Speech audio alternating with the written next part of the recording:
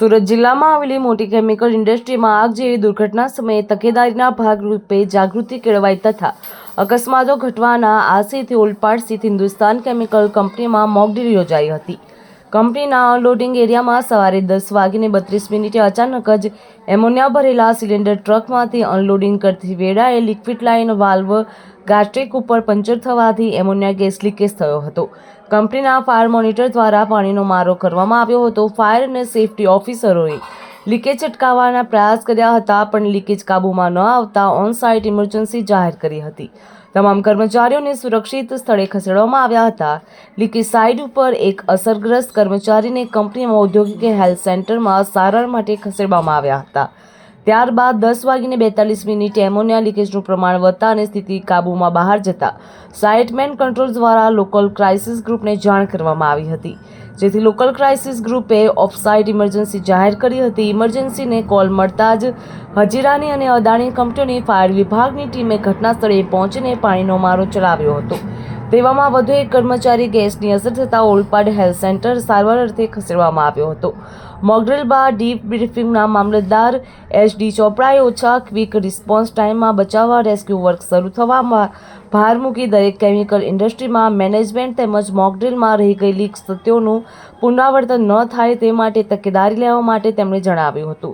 Local crisis ગ્રુપના chairman અને ઓલપાડના પ્રાંત અધિકારી પાર્થ તલસાણિયાના માર્ગદર્શનમાં આયોજિત મોકડ્રીલમાં industrial safety and health police વિભાગના અધિકારીઓ, લોકલ ટ્રાફિક પોલીસ, ફાયર અને ઇમરજન્સી સેવાના સ્થાનિક તંત્રના અધિકારીઓ, GPCBના સુરતના S શુભમ, કંપનીના executive director AK Singh, vice president RP Sharma, safety head Satish Patil સહિતના લોકલ ક્રાઇસિસ ગ્રુપના અન્ય સભ્યો અને કંપનીના અધિકારી કર્મચારીઓએ મોકડ્રીલને સફળતા બનાવી હતી। मेरा नाम सतीश पाटिल है। मैं यहाँ पे सीनियर मैनेजर फायर सेफ्टी के तौर पे कार्यरत हूँ। आज की जो मॉकड्रिल रखी गई थी वो chemical accident preparedness response rules 1996 के अन्वय यहाँ पे एक मॉकड्रिल का आयोजन किया गया था, जिसके अंदर सिनारियो ये था कि हम अमोनिया लीकेज टैंकर में से दिखा रहे हैं और ऐसा लीकेज हो जाता है तो किस तरह से रिस्पॉन्ड करेंगे।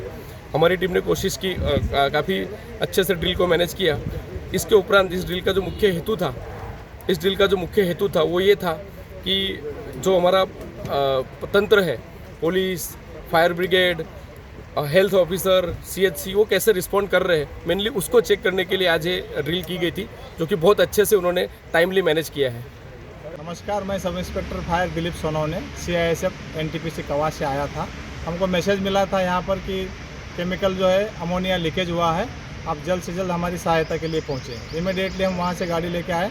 लगभग हमको 28 किलोमीटर पड़ा और गाड़ी लाते यहाँ पे पता चला है कि जो लीकेज था, गैसकेट हमारा कट गया था, इससे लीकेज हो रहा था, हेवी हो गया, इसलिए आप लोग को पहुँचना पड़ा।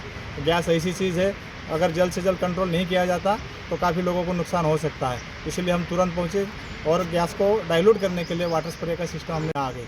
जब कार्रवाई पूरी हो गई तब पता चला कि यहाँ पर ये मॉकड्रिल हो रहा था। इस मॉकड्रिल में ONGC हजीरा की फायर आई थी, हमारी NTPC की थी, MS मित्तल की थी और अडानी की भी आ गई थी और इस प्लान के तो कर ही रहे थे। धन्यवाद। જો તમે અમને YouTube પર જોઈ રહ્યા હોય તો સબસ્ક્રાઇબ કરો, Facebook અથવા Instagram પર જોઈ રહ્યા હોય તો ફોલો કરો, અમારા વિડીયોને લાઇક અને શેર કરો। જો તમે અમને YouTube પર જોઈ રહ્યા હોય તો સબસ્ક્રાઇબ કરો અને બેલ આઇકોન જરૂરથી દબાવો, જેથી દરેક વિડીયોની નોટિફિકેશન તમને મળતી રહેશે। આ સાથે સમાચારના સતત અપડેટ માટે સોશિયલ મીડિયામાં અમારા Facebook, Instagram, X અને ડેલી હન્ટ પેજને ફોલો કરો અને અમારી સાથે જોડાઓ।